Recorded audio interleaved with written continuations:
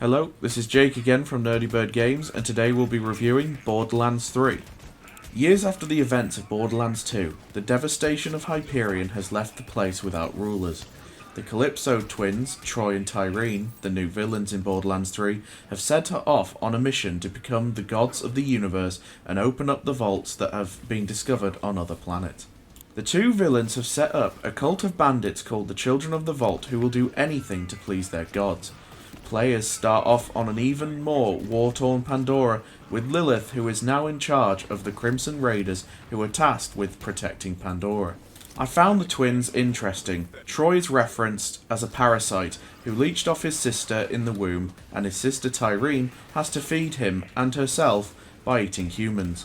Throughout the game, you learn that she can also steal the powers of any siren and use them for her own villainous mission on getting into the vault. Their personalities are based on, from what I can tell, toxic streaming personalities who think of themselves as gods.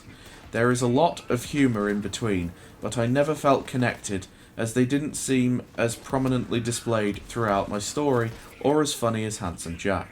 Overall, I didn't really get as attached to it as I thought I would, but to me, Borderlands has always been about gameplay and its looter-shooter mechanics. The story is nowhere near bad, but nothing special. The side quests this time around do offer some humour and interesting moments in a narrative kind of way, but sadly gets bogged down with repetitive fetch-like quests rather than trying anything new. Borderlands 3 has an array of fun things to do, from the amazing array of weapons with some serious firepower or some that are just hilarious. For example, a gun that fires acidic cheeseburgers and others, when thrown, shout yeet.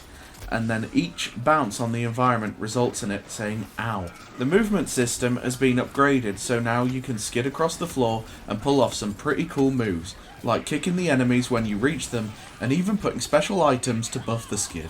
You can now climb up on most ledges, which really adds to the game by providing little platforming sections to score some epic loot or collectibles. This time round, combat felt like there was much more to it by adding new ways to get around and cause chaos. The controls are smooth and well done. The menus can get a bit busy, but tutorials are offered for those unfamiliar to the Borderlands series. Side quests I'm very mixed on. Some are interesting and offer a decent narrative, but sadly the tasks always boil down to run here, pick this up and kill that. The story missions offered quite a bit of variety, but the side quests never provided any excitement at all other than XP, cash and loot. Some are interesting, and it does let you explore more of the 4 planets you can visit, but nothing really screams out, this is a fresh, new and fantastic idea. The exploration of the planets is interesting, as a lot of effort has gone in to offer backgrounds on them. A variation in environment hazards, obstacles and theme definitely add to the experience, but the side quests just don't add anything. The new characters all have an array of abilities. Flak has pets that they can control and add buffs to, Amara the Siren, Zane the Operative, and Mose the Gunner. Each character has unique abilities to fit your playstyle. My favourite was Flak.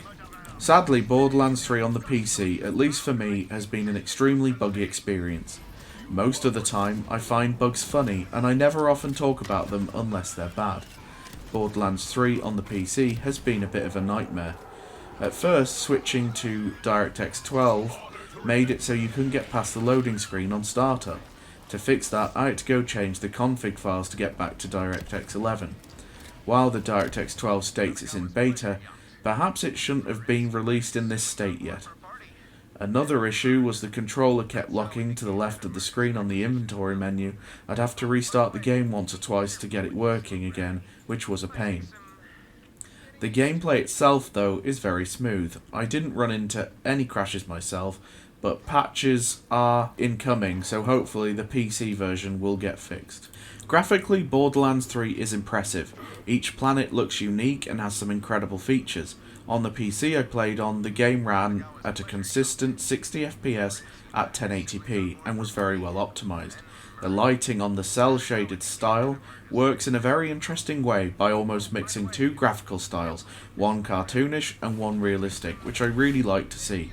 Each gun in the game is also really well designed, and I never found them ever looking too much the same, and the photo mode is also a very welcome addition. The soundtrack aids the chaos perfectly and really helps with the narrative as well. There's nothing like a good soundtrack to shoot the enemy to. The voice acting is hilarious as always, and my favourite was obviously the gun that says ow. It's a real shame though that the original voice actor for Claptrap wasn't back, but the new actor does a decent job at replicating the same feel and personality. Borderlands 3 is a decent game. It has its moments where it becomes great, but also moments where it becomes quite infuriating. I had fun exploring the planet, messing with guns, and of course, looting is obviously fantastic fun, but the amount of bugs and instability really kind of breaks up the experience, and the story doesn't really add anything new or that interesting to boost this up into a high tier scoring game. Nonetheless though, it is a very fun game to play. I give Borderlands 3 a 7 out of 10.